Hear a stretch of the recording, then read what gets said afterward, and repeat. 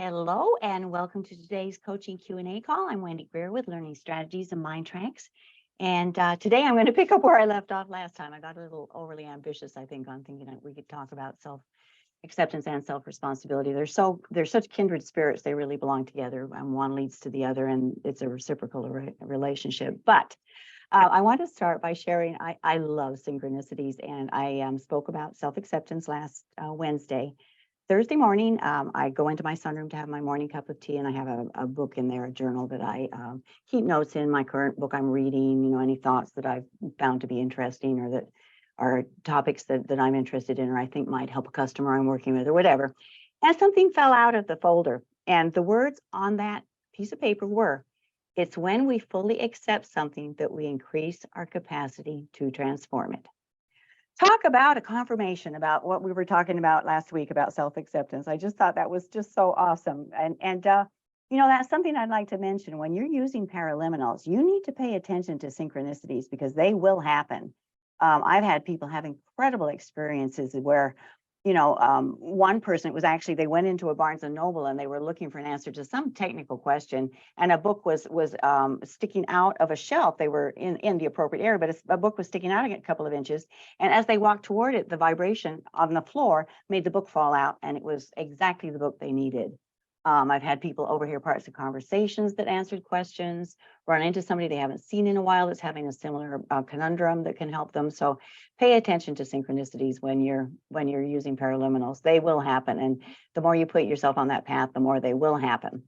So I just love that when we fully accept something, then we enable ourselves to transform it.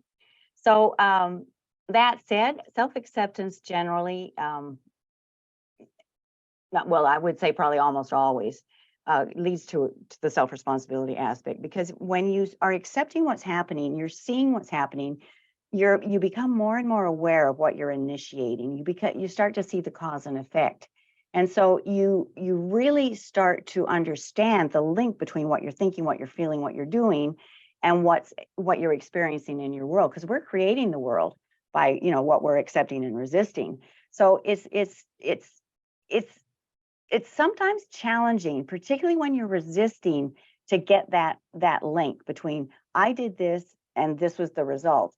Self-acceptance enables you to create the space and access all that energy you've been wasting on resistance to actually see that link and see this is creating this. So if I change this to that, then I'm going to get a different reaction or a different result.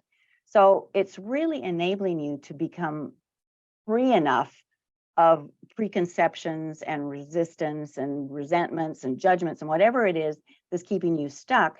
And you really step fully into right here, right now. This is what's going on. This is something I can do something about, and this is the moment I can do it. So it's really about present moment awareness and the power of the present moment, the power of now. So that's why this is such an incredibly important topic. And anybody who's in resistance and isn't accepting themselves, that's one of the first things to tackle. We believe self-esteem, supercharger, self-love, whatever engenders that acceptance of self. We're big fans of Albert Einstein here. He's sort of one of our people that we have lots of pictures of, and like the way he approached the world. And one of the quotations that I've always enjoyed with him is, "The world as we have created it is a process of our thinking. It cannot be changed without changing our thinking." And that's what self-responsibility is about. It's about acknowledging that we are 100% responsible for our thoughts, our feelings, and our actions, and what we create with them, good or bad, contracted or expanded, whatever it is, that you choose those thoughts, those feelings, and those actions. And even if you're constrained, if you're physically constrained or there's somebody that has the power over you to restrict what you do, what goes on in here and what you're feeling here is totally of your volition. And so that is incredibly empowering.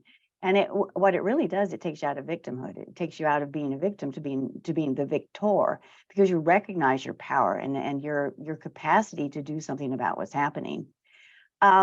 This is something that I think has become more important to me in what I do here over at least the last 5 years, and probably more than that. I'm seeing an increasing trend to narcissism. People being stuck in their own agendas, their own persona, their egos, and anything that isn't that is judged as not being okay. And in that narcissism, there's a denial of connection to other people and the relationship dynamics. And so they become isolated, they become sort of separate from everything, and we lose that human compassion, that human connection. And this is extended into the blame. I mean, I can't believe how many people that the biggest battle you have with them is they're pointing their finger at everybody else and taking no responsibility. It's them, it's that situation, it's that job, it's this, it's that, it's the other, and never recognizing that what they've got going on is what's creating the world they're perceiving, that is almost keeping them stuck, because blaming the other people makes us dependent on them instead of stepping into our own power to do something about it. And that's why self-responsibility is so freeing, because it allows us to make the best of whatever situation it is. And instead of complaining, we get proactive. We're not on the receiving end anymore. We really energize and step into our own power, our own volition, and it just changes the world. And as we become, kinder and more accepting and more compassionate to ourselves, we embrace our power, we embrace who and what we are and what we're capable of. And so we're less susceptible to other people. We're less susceptible to needing their approval, or needing to meet their expectations, or having to do what they said we should do or must do, or whatever the situation is. So it's really basically putting us back in the driver's seat. So it's you stop being a passenger in your own life, and you step back into the driver's seat, and you decide where you're going and how fast you're going to go and what car you're going to drive, and you get to decide on the whole kit and caboodle. So it's a really powerful place to be. I had a little trouble on this topic with choosing a particular paraliminal, because there's so many that are supportive of that, but I went with 3. Self-esteem Supercharger. The subtitle on that one is Gain Profound Confidence and Feel Great About Yourself. The way you feel about yourself has a ripple effect, and it ripples out into the world. And I think some people almost prey on people that seem like they're less secure, they're less standing in their own power. They're more malleable. They're able to manipulate them more. So I think that is a really good one. The no matter what, step into your greatness. That one is no matter what you are, who you are, what you've done, you have within you everything you need, and you are powerful beyond belief. Again, that's Lisa Nichols. She's just a really, really great lady. I really enjoy her and her teachings and her groundedness. She's very viscerally adaptable. She really gets it on a gut level and then brings it in a very big way. And then another one that I'm hearing great results with is one of our newer ones. It's Fearlessness, subtitled Vanquish Self-Doubt and Live Courageously. And I think that's such a good summary of what self-responsibility is. It's having the courage to step up to the plate, having the courage to do what you know is right, having the courage to say, you may think that's a good idea, but I don't. Here's where I'm at. This is what I value, and I'm going to live this. So it's really about stepping into your full potential and what you're here to do and be. And courageousness is a huge component of that. So the fearlessness I chose for that reason. So that's a brief thumbnail on the topic today. We did have some questions, which is awesome. So first one is, can you suggest a paraliminal protocol for job search? I am re-entering the workforce after many years, and I'm finding the world has changed, and it's a rather discouraging process.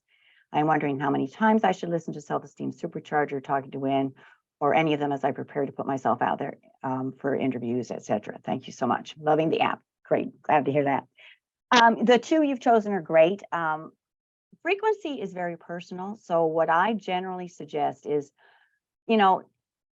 generally when you've used a paraliminal, you sort of absorbed a lot of the learning and the wisdom from it. You'll feel a shift. It's almost like it's you sit down and you're comfortable in your skin, and you're so comfortable. It's like, I've already got this. I've internalized it. I've integrated it.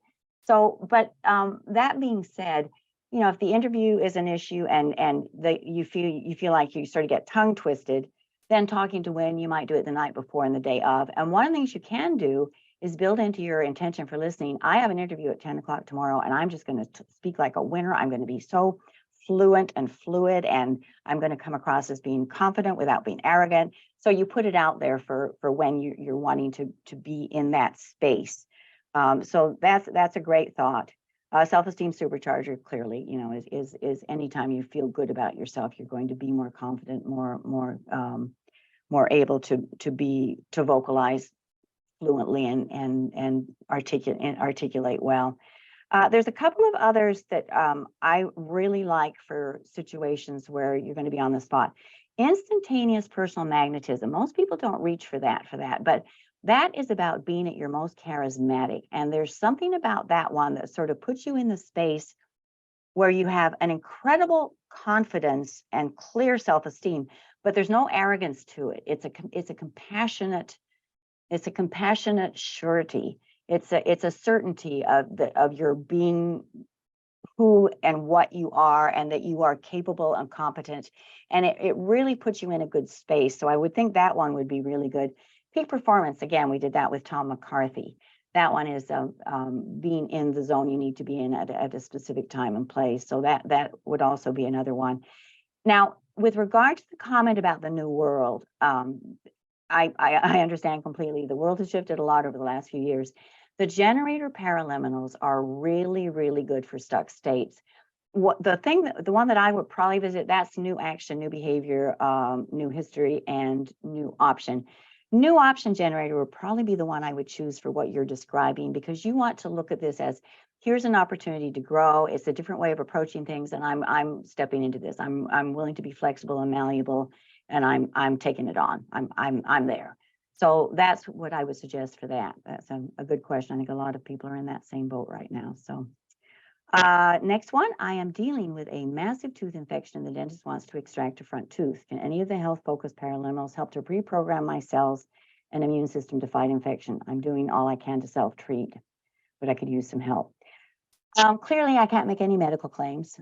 However, as I said, I get to hear some pretty amazing stories. The one that I always suggest immediately when there's a health issue is Perfect Health. And the reason I like that one is that the basic premises there are that you have a blueprint. You're like the seed of the acorn that has all the DNA you need to grow into an oak tree. That blueprint resides within you to be totally healthy, totally whole in body, mind, and spirit. So the Perfect Health sort of helps you to tune into that and access that power and that remembrance, because just that remembrance is very empowering. You know, the health is you can get assistance from outside, but health ultimately is an internal job, and Perfect Health is really good for that. Another one that I've had people have really good experience with on that is Youthful Vitality. I find that a lot of people, as they age, they start to become jaded, and they start to accept some of the predictions and some of the labels that are hung on specific circumstances. And as you age, you're going to slow down, and you're going to have joint pain, you're going to have this, you're going to have that. Well, Youthful Vitality takes you back to a time when the world was your oyster and anything was possible. And that includes dynamic good health, dynamic energy. It includes mental acuity, mental flexibility. It might include being very compassionate and doing volunteer work and sharing that compassion and reverence for other people. So that's probably another one I would consider. And then prosperity is a workhorse. You can have a prosperity and abundance of health, so that you are embracing total health, you're totally embracing all the cells rejuvenating themselves, any infection being, you know, Simonton did all the books and the lectures on the mind-body link and how you can visualize, you know, your own body, that you have a knight in your mouth and he's cutting up those inflamed areas and destroying them, and then the dragon's burning them and cauterizing it. So, you know, there's a lot to be said for that too. So you might build that into your intention for prosperity, something like that. So that's another thought. Another question: what if being who you choose to be pisses other people off so much that you have no real friends and family members don't really want to have anything to do with you? It makes me sad to say this, but there are a lot of people and a lot of families that have some dichotomies and some gaps right now that I have not seen the like of before. And as I've said before, I've been coaching almost 20 years here. Both politically, the whole virus, vaccine, no vaccine, there have been so many divisions and rifts in families, and literally half of some families are not speaking to the other half. So I'd like to share a couple thoughts on that. I want to do a a narrative at some point about fear and love. Jerry Jampolsky believes there are two primary emotions. There's fear and there's love. If they're not coming from love, they're coming from fear. So one of the things that might help you with this situation is, what are they fearful of? You know, if they're not coming from love and they're fearful, what is the issue? What's going on beneath the surface there? For that reason, I am going to suggest the active listening. Active listening is a relatively new paraliminal, and it's about listening without an agenda and hearing what's being said that isn't being said. And often in these family situations, they are not listening to each other anymore. It's set in stone. This is the way it is, and tough totems. I'm not listening, and you are screwed up, and your opinion means nothing to me. It's a sad state of affairs. It's really sad. But for Lindley, who sent this in, I would start with the active listening to help you with that, and the positive relationships. Both of those would be helpful. But you need to remember that if you are living what you believe and what you're passionate about, and if you are aligned with what you and taking full responsibility for where you're at and what you're doing, I'm sorry that they don't agree, but you're standing in your power, you're standing in your space, and that takes courage. That takes an incredible amount of courage. So the self-love, I would go to self-love. Again, that's another of the newer ones. But when you stand in your own power and your own conviction, and if you're examining your life and you have gone through the self-acceptance, you're taking full responsibility, and you feel strongly that you are aligned with what you value. You know, some of the greatest thinkers of the world have been castigated and excommunicated, and all kinds of horrible things have happened, but they stood their ground, and that takes courage. That takes courage. So for that reason, fearlessness might be good as well. Hats off to you for standing that ground. We need people to hold the light steady, no matter who tries to douse it, and it's really, really important. Last one. This is from Diane. My mom passed about 3 years ago. She was very manipulative. Because of this, I have missed out on a lot. I don't know. I want to know how I can forgive her and forgive myself for allowing her to do this to me. That's a tricky one, Diane, and very dear to my heart, because I had a family member who was extremely challenging for me in my youth. You need to work through the grief process. 3 years ago, I'm assuming you have, but the grief process is a weird circumstance, because you can't circumvent it, you can't step around it, you need to go through it. Whatever she was to you and however much she manipulated you, she was your mom. So I hope you allowed yourself to grieve. It's really important that you allow yourself that space. As far as your mom being manipulative, I would definitely go to the letting go paraliminal. That is just a wonderful one for accepting what was, working through it, and seeing the gift. Self-love would be good, because you need to remember that through this you survived, and being a survivor in and of itself is a victory. But I would like to share a bigger perspective, and this made such a difference for me. Sometimes we have people in our lives that cause us to grow, and it doesn't feel very good. Some of the greatest gifts come in some really ugly wrapping paper. And one of the things I came to recognize, and it's part of why I'm able to sit with people whose lives are coming apart, who feel like the world is against them, that nothing makes any sense, and that are devastated. I'm able to sit with them and hold the space for them to remember who and what they are and what they're capable of. And they can do that because of what I went through.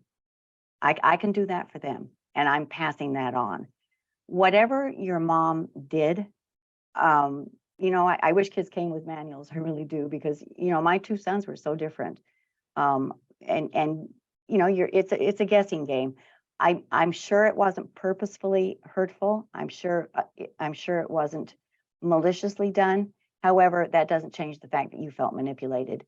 But you're a grown up now, and you can thank her for whatever the gift was, and let that go. Through the welcoming process, and letting go will help you a lot. Self-love, and once you've worked through the grief, and then if you can let go of the resentment to whatever extent you can, go to the gratitude paraliminal, because in every experience there's learning, there's opportunity. And as horrible as it was for you, if you can get to that point where you can see that there was a gift in that behavior, there was a really good tool. I'm going to share this real quickly because it was so powerful.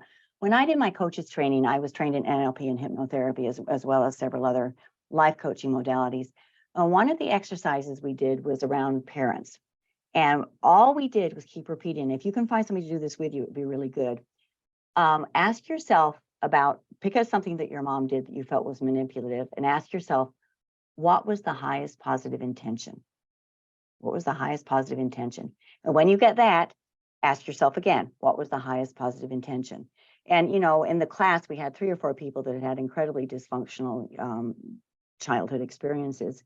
And it was, they got yelled at a lot. Well, what was the highest positive intention? To make me shut up and stop doing what I was doing. And what was the highest positive intention of that? So that I wouldn't step out into the street. And what was the highest positive intention of that? That I wouldn't get run over by a car. And what was the highest positive intention? And and you can see where that goes. Ultimately, every single one of them came back to because she loved me. And parents don't get training on being a parent. They probably, most of them operate from the way they were parented, and so it's a tough job. It's an incredibly challenging job, and it's also one of the most rewarding jobs. But unless your mom was totally psychotic, she did it from love. And I know it comes out weird, and I know it looks weird, and it's hard at the time. It's really, really hard when somebody that you would expect to get unconditional love from uses you and abuses you and does things that in retrospect you recognize were totally inappropriate. But to the extent you can forgive and move on, you come out the winner anyway, and you get the gift. There was a gift. I don't know what you're here to do. I don't know what the manipulation led to, but sometimes I think the people that have to play those roles may be great souls that come in to give you something to push against, to help you to grow. It doesn't feel good at the time. Would I repeat what I went through? Absolutely not. I prefer not to, but I know what it has enabled me to do. I have a strength that I would not have without that, and I'm pretty sure you do too. So that's enough said on that. So anyway, so I'm going to wind this up until next week. I guess I'd just like to say, to remind you to be the change you want to see in the world. That's what self-acceptance and self-responsibility is about. And the more of us that are doing that, the more of us that are being the change, that are holding our light steady, that are coming from a place of compassion and love, that can regard others that are not in that space as being in fear. And what can we do to help? What can we do to allay that fear? What can we do to reassure them and remind them of what their potential is so they can be the change as well? So that is it for this time. Lots of love to you from all of us here at MINDTRX, and we'll see you next week.